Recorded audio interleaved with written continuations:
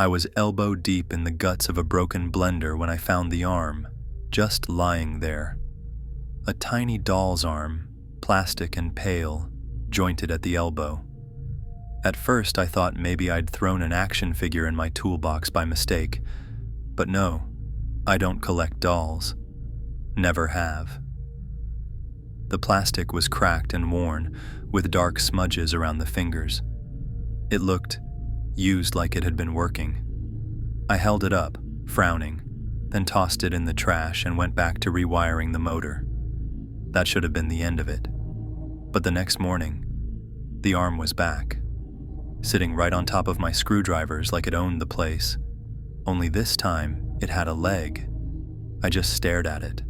Same plastic, the same weird texture, but now there was a mismatched leg stitched onto it with black thread, sloppy stitches, messy, like someone in a hurry, or like a kid with no clue how to sew. It made my skin crawl. "Mason?" I called. My roommate was in the kitchen, halfway through a bowl of cereal. "You messing with me?" He looked up, spoon halfway to his mouth. "What?" I held up the doll parts. Is this a joke?"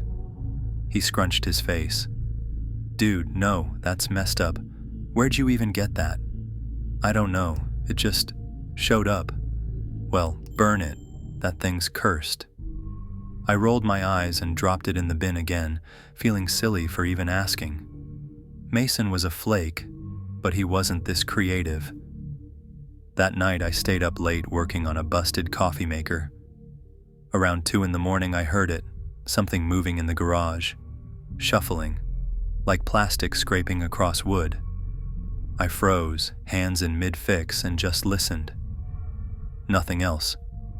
I convinced myself it was a rat, or maybe the wind nudging a box, but I still double-checked the locks before bed.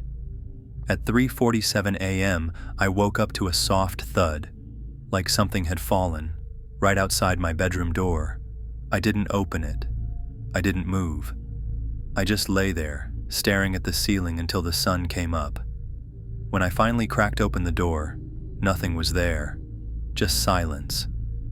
But I knew something was wrong, because near the baseboard, right next to my door frame, were tiny drag marks, like something had crawled past in the night. I didn't tell Mason. He already thought I was weird, didn't need to give him more ammo. But I kept the garage locked that day and moved my tools into the laundry room. I didn't want to go back in there. That night, the doll was waiting on the washer. It had a torso now, still made of plastic, but the seams were pulling apart, like it had been crammed together too fast. The chest looked like it came from a different doll entirely, tan, with a broken sticker of a cartoon heart half scraped off. I picked it up with 2 fingers and tried not to gag. The stitches were rougher now, thicker, and instead of thread, it looked like hair. Brown strands tangled into knots, holding it together. I dumped it in a plastic bag, tied it tight, and threw it into the outside bin. Buried it under last week's food scraps, slammed the lid shut. That should have been it. At 3:35 a.m., I woke up to a creaking noise from under my bed. I didn't move, just listened. The house was dead quiet, but I could hear something shifting, a slow, dragging sound. My heart slammed against my ribs. I reached for my phone, trying not to breathe too loudly. Then I felt it, something cold brushing against my ankle. I screamed and kicked, scrambled off the bed and flipped on the light. Nothing. No one under the bed, no doll, nothing. But the closet door was cracked open. I hadn't left it that way. I didn't sleep. Again. In the morning, the doll was sitting in the middle of the living room, fully assembled now. It had both arms, both legs, the stitched torso. But now its head was attached. Its eyes were real. Not glass, not plastic. Real. They followed me when I moved. I swear they did. The skin on the face was smooth, but too smooth. Pliable. The kind of smooth you only get with something soft underneath. I grabbed it, stuffed it in a shoebox, duct taped it shut, and drove 30 miles out of town. Dumped it in a construction site pit, covered it with rocks. I didn't tell anyone. And that night, I locked every door, every window. Didn't matter. 3:35 a.m. Something tapped on my window. I didn't even want to look. I just pulled the covers over my head like I was 5 years old again, heart hammering so loud I was sure it could hear it. The tapping didn't stop. It was soft, deliberate. 3 taps, pause, 3 taps, again and again. Eventually I cracked. I had to see. I peeled the blanket away just enough to glance at the window. Nothing, but the tapping moved. To the wall beside me. I lost it.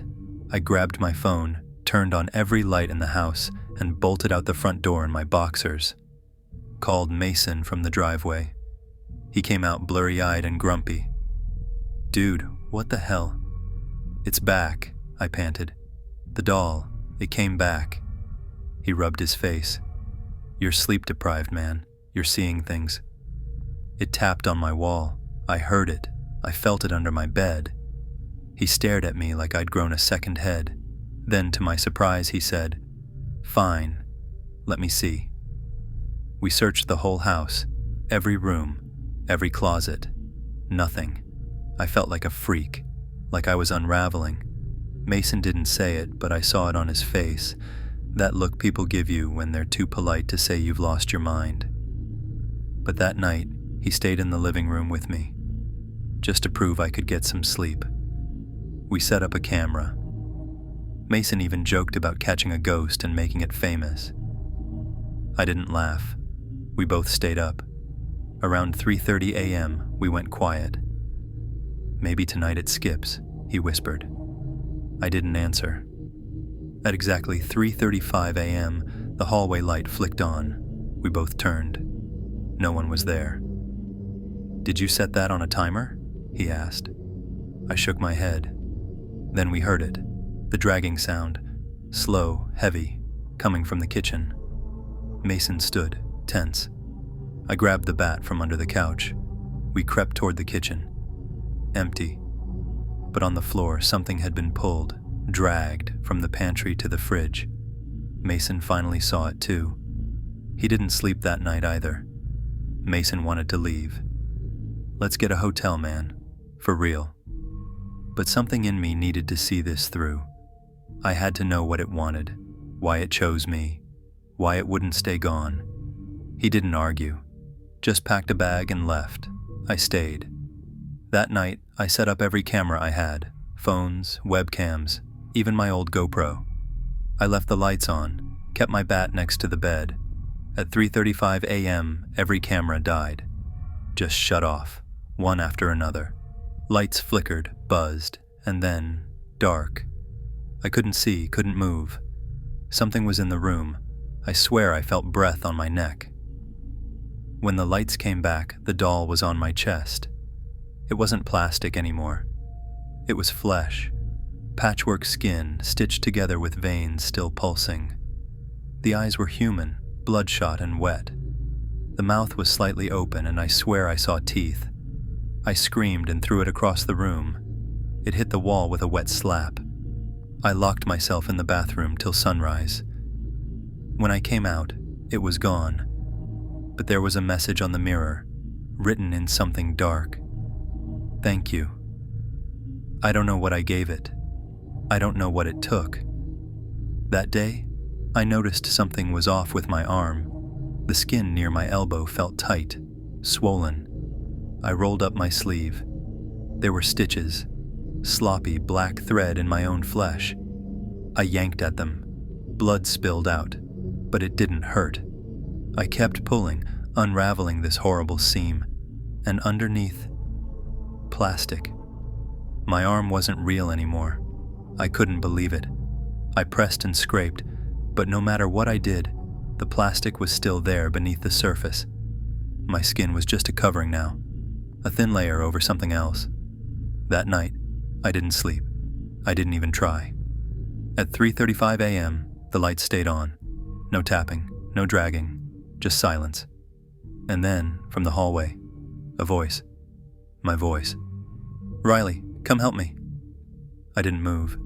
"Riley, it's almost done." Something stepped into the light. It was me. Same hair, same face, same arms, but the other Riley was wrong. Its smile was too wide, the skin around its mouth pulled at the seams, and in its hand, a needle. Thread. Behind it, dragging across the floor, was a leg. A real one. My breath caught. I stepped back, but there was nowhere to go. The other Riley whispered, "One more part, then you'll be finished." I ran. Out the front door, barefoot, down the street. No one was awake, no lights, just cold silence. I didn't stop until the sun came up. When I finally returned home, the door was open. Inside, everything was clean, too clean. The cameras were gone. The stitches on my arm had vanished. My tools were lined up perfectly. And on my workbench, the doll. It looked just like me. But it wasn't finished. It was still building itself. And I think it wants to finish with me. I left town, packed a bag, grabbed my old laptop, and drove until I didn't recognize the signs anymore. Slept in the car, ate gas station food, didn't talk to anyone. I thought I could outrun it. For a while it felt like I had. No tapping, no voices, no dolls, just long, empty roads and the hum of engines. Then I checked the back seat. It was sitting there, not the doll. Me, another me, staring, silent. I swerved, nearly drove off the road, jumped out, and threw open the back door. Empty. But when I turned back to the front seat, the passenger door was open. And on the seat, a finger. Plastic. Smooth. With a fresh stitch at the base. I burned it. Started a fire in a ditch with gasoline and threw the thing in. Watched it melt. Watched the flames dance. Thought maybe it was done. Until that night. I stayed in a motel, deadbolt locked, windows shut tight. I kept the lights on and didn't sleep. At 3:35 a.m., the TV turned on. Static. Then an image. Me. Sitting at the edge of the bed, sewing something. I looked behind me. Nothing. Looked back at the TV. The doll. Almost finished. Its face was mine. Its hands were working a needle through something that looked an awful lot like skin.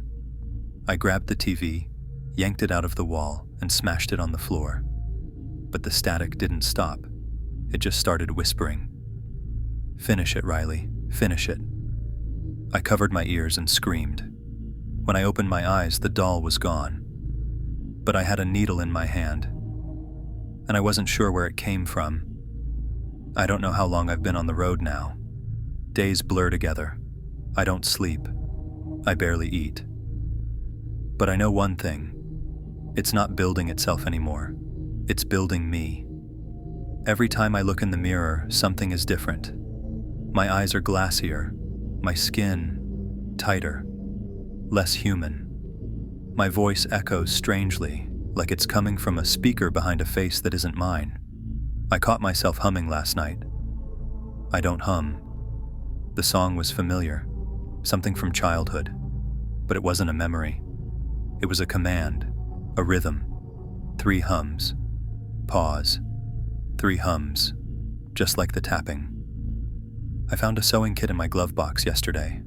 I don't remember buying it, but when I held it, my fingers moved on their own, like muscle memory I never learned.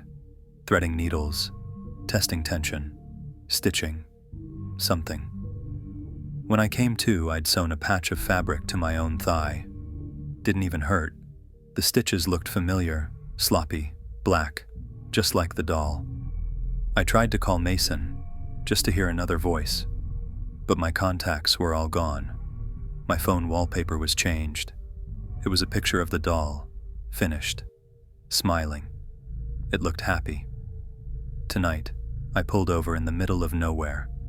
No lights, just woods and wind. I got out, walked 50 feet, and buried the needle in the dirt, covered it with rocks. I walked back to the car, The needle was on the seat, waiting. At 3:35 a.m., I'll hear the dragging again, not from under the bed or outside the door, from inside me. And maybe this time, I won't fight it. Maybe this time I'll help it finish.